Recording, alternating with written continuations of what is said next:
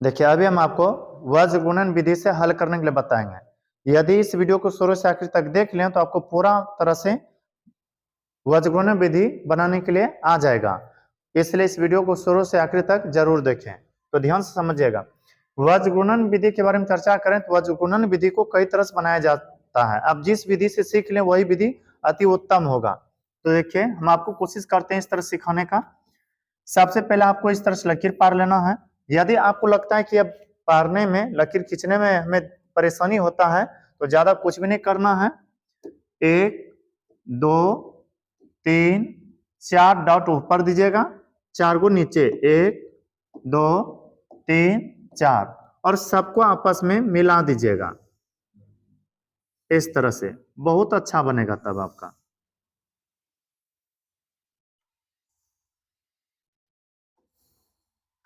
अब देखिए इसमें और क्या याद रखना होगा। पहला में आपको x लिखना है, दूसरा में y लिखना है, तीसरा यदि संख्या बराबर के आगे हो, यदि संख्या बराबर के आगे हो तो माइनस में 1 दीजिएगा। यदि संख्या बराबर के आगे हो तो किस में दीजिएगा? माइनस में 1। जैसे कि लिखा रहता है x + y = 6।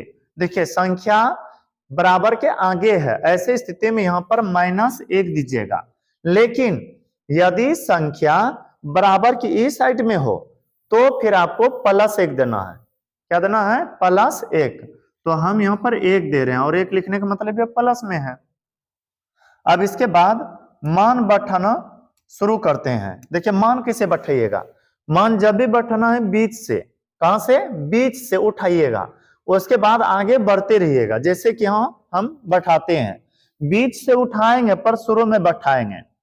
ऊपर देखिए कितना है? -4 है। ऊपर कितना है? -4। माइनस रहेगा तो माइनस देना है, पर यदि प्लस है तो प्लस को दर्शाना जरूरी नहीं है। तो -4 है तो -4 ऊपर लिखे। बोले नीचे कितना है? 4 है। इससे आगे बढ़ेंगे। आगे बताइए कितना है? -3 और नीचे -7। आप यहां मत आइएगा, 0 के पास मत आइएगा, अब शुरू आ जाइएगा। इधर है 2 और नीचे है 3। हो सकता है थोड़ा ठीक से समझ में नहीं आया हो, फिर से इसको बताते हैं। देखिए बीच से शुरू करना है। बीच में है ऊपर -4 और नीचे 4 है। इससे आगे बढ़ेंगे, ऊपर है -3 और नीचे है -7। 0 0 या नहीं है, क्योंकि जब आप विलोपन या प्रतिस्थापन या वज्र गुणन विधि बनाते हैं तो उसमें x y के बाद संख्या देखना होता है। तो संख्या इधर है, उसके बाद चौथा स्टेप कुछ भी बनता नहीं है। तो -3 ऊपर, -7 नीचे लिखे, 0 नहीं लिखना है। अब आगे बढ़ जाइएगा। आगे है ऊपर 2 और नीचे है 3, फिर इससे आगे बढ़िएगा -4 और नीचे 4।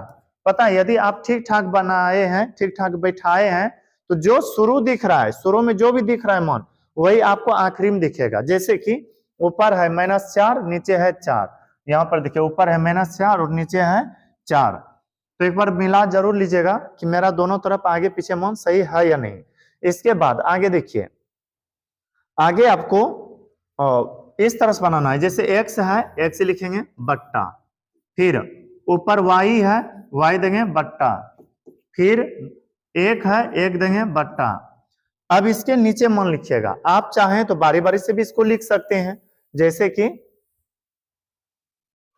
यहां पर था x, तो x लिखें। अब बट्टा में देखिए फिसलन पट्टी तो आप लोग देखे ही होंगे।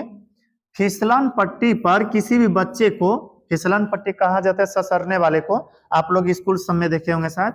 तो किसी भी फिसलन पट्टी पर देखे होंगे बच्चे को फिसलते हुए, हो सकता है खुद आप भी फिसले होंगे इस पर। तो इस तरह से बच्चे को बैठा दिया जाता है और वहां से बैठाने के बाद उसे आगे की ओर ढकेला जाता है। आगे की ओर क्या किया जाता है? ढकेला जाता है। या फिर ज्यादा ढालो बुला हो तो ढकेलना नहीं होता है, ये बच्चा खुद ही ससर करके आगे बढ़ने लगता है।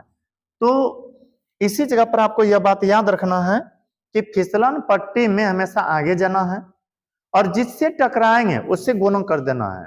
जैसे कि हम शुरू करते हैं 4 से, जब 4 से फिसलना शुरू करेंगे तो बोलिए ऊपर कितना है? -4 है ना? हाँ -4 है, याद रखिएगा। ऊपर क्या है? -4 है। तो -4 से जब फिसलना शुरू करेंगे तो टकराएंगे किससे? 7 से। 7 चौके 28। और बताइए माइनस माइनस, माइनस गुनो माइनस क्या हो जाएगा? प्लस हो जाएगा। माइनस गुनो माइनस क्या हो जाएगा? प्लस। माइनस गुनो माइनस क्या हो जाएगा? प्लस हो जाएगा। तो 7 चौके कितना हो गया? 28।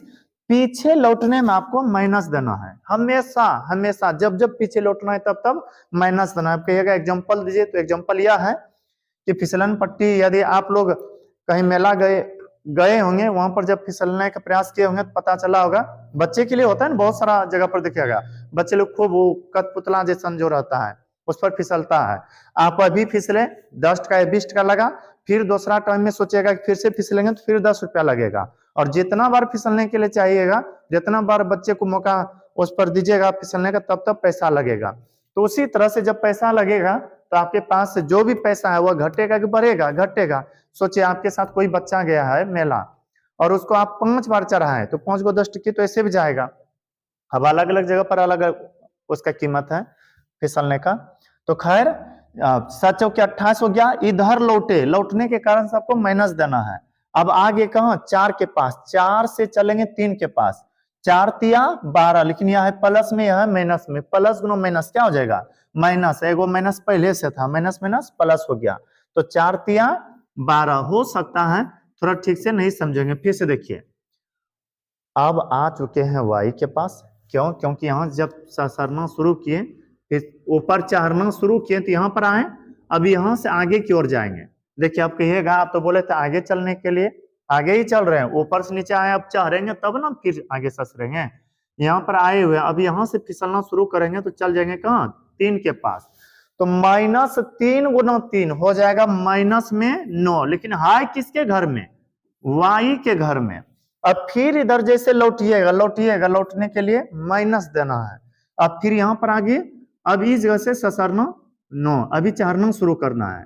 7 गुना 2 माइनस में है, 7 गुना 2 7 दूनी 14, और माइनस में है, माइनस माइनस यह बन जाएगा प्लस। कितना? 14।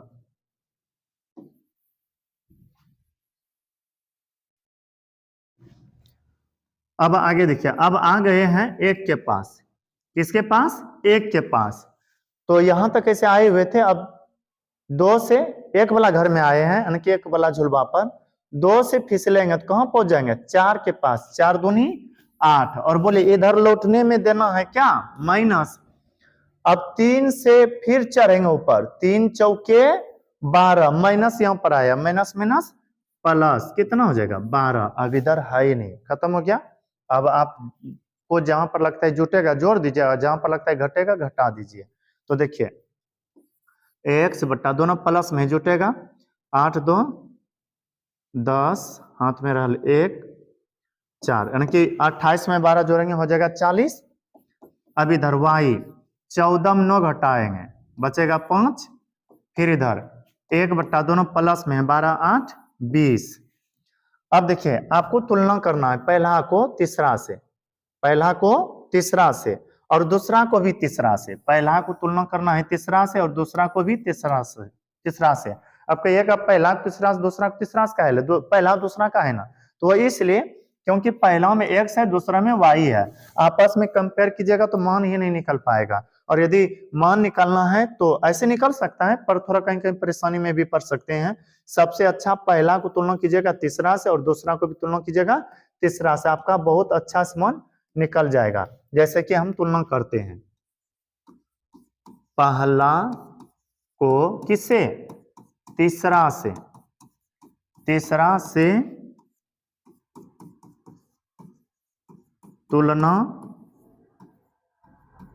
करने पर, बोले पहला क्या है? पहला है आपका x बट्टा 40 और तीसरा है आपका 1 बट्टा 20।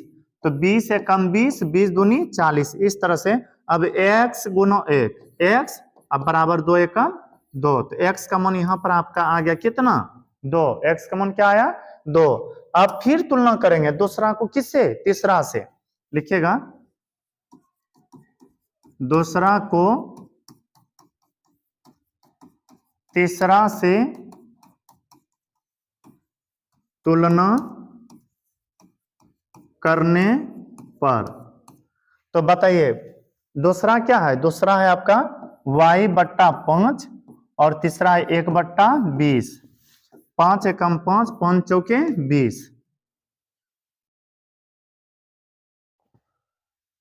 आप कोनमी गुणन करेंगे, यह सीधा लिखिए ना, y इधर बचा है ना, y और ऊपर कितना है 1/4 और नीचे 1 का मान 1 नहीं रहता है ना कि छिप जाता है एक तरह से, तो y का मान आ गया 1/4 और जबकि x का मान आया हुआ था 2।